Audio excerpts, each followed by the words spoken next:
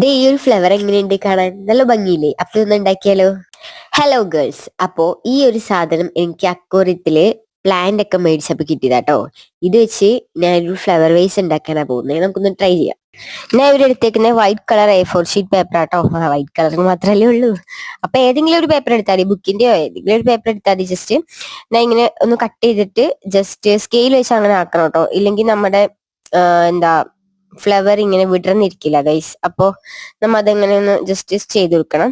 അത് കഴിഞ്ഞിട്ട് നമ്മ ഈ പർപ്പിൾ കളർ പേപ്പർ നമുക്ക് രണ്ട് പീസായിട്ടാണ് വേണ്ടി, ഇങ്ങനെ മടക്കി വേണം കട്ട് ചെയ്യാൻ. ഒറ്റ പീസായിട്ട് കട്ട് ചെയ്താൽ വരില്ല. ഇതുപോലെ കട്ട് ചെയ്തിട്ട് നമ്മ മടക്കി ഒട്ടിച്ചു കൊടുക്കണം കേട്ടോ. തിരിച്ചിട്ട് ഒട്ടിച്ചു കൊടുക്കണം, വീഡിയോയിൽ കാണുന്ന പോലെ.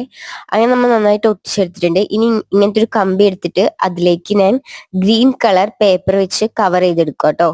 ഇങ്ങനെ കവർ ചെയ്തിട്ട് വൈറ്റ് കളർ നമ്മ ആദ്യം ചെയ്ത് വെച്ച പേപ്പർ എടുത്തിട്ട് നമുക്കൊന്ന് ഇങ്ങനെ ചുറ്റി ചുരുട്ടി ചുരുട്ടി കൊടുക്കാം കേട്ടോ. അപ്പൊ ഇങ്ങനെ നമ്മൾ മൂന്നെണ്ണം ചെയ്തെടുത്തേക്കുന്നത്. പക്ഷെ മൂന്നിൽ കൂടുതൽ ഫ്ലവേഴ്സ് ഞാൻ ചെയ്തെടുക്കുന്നുണ്ട് കേട്ടോ. കാരണം എന്താ വെച്ചാൽ 3 ഫ്ലവർ ചെയ്തപ്പോൾ ഭംഗി ആയിട്ടുണ്ടായില്ല. അപ്പൊ ഞാൻ ഒരു 5 ഫ്ലവർ എന്തോ ചെയ്തെടുത്തിട്ടുണ്ട്. അപ്പൊ ഇങ്ങനെ ചെയ്തെടുത്തിട്ട് നമുക്ക് ലാസ്റ്റ് പർപ്പിൾ കളർ ഷീറ്റ് കൂടിയിട്ട് ഒട്ടിച്ചു കൊടുക്കാം. ഏതെങ്കിലും കളർ വെച്ച് നിങ്ങൾ ട്രൈ ചെയ്ത് നോക്കണം കേട്ടോ. അത്രയ്ക്കും ഭംഗിയാണ് ഈ ഒരു ഫ്ലവർ കാണാൻ വേണ്ടിയിട്ട്. നമ്മ അത്തപ്പൂക്കളത്തിനൊക്കെ ഒരു വയലറ്റ് കളർ ഫ്ലവർ ഇടില്ലേ, അതിന്റെ പേര് എനിക്കറിയില്ല, അതുപോലെയാട്ടോ ഇരിക്കുന്നത്. അതിൽ ഞാൻ ടിഷ്യൂ പേപ്പർ വെച്ച് ഫില്ല് ചെയ്തിട്ടുണ്ട് കേട്ടോ. ഗ്രീൻ കളറും വയലറ്റ് കളറും ഒന്ന് മിക്സ് ചെയ്തെടുത്തപ്പോഴാട്ടോ ഈ ഒരു കളർ വന്നത്. അത് ഞാൻ ഇറക്കി വെച്ചിട്ടാണ് ഫ്ലവർ ഇതിലേക്ക് ഇറക്കി വെച്ചത്. അപ്പോഴും വലിയ ഭംഗിയിലൊന്നും വന്നില്ല. പിന്നെ ഞാൻ അത് റീക്രിയേറ്റ് ചെയ്തു കേട്ടോ ഗൈസ്.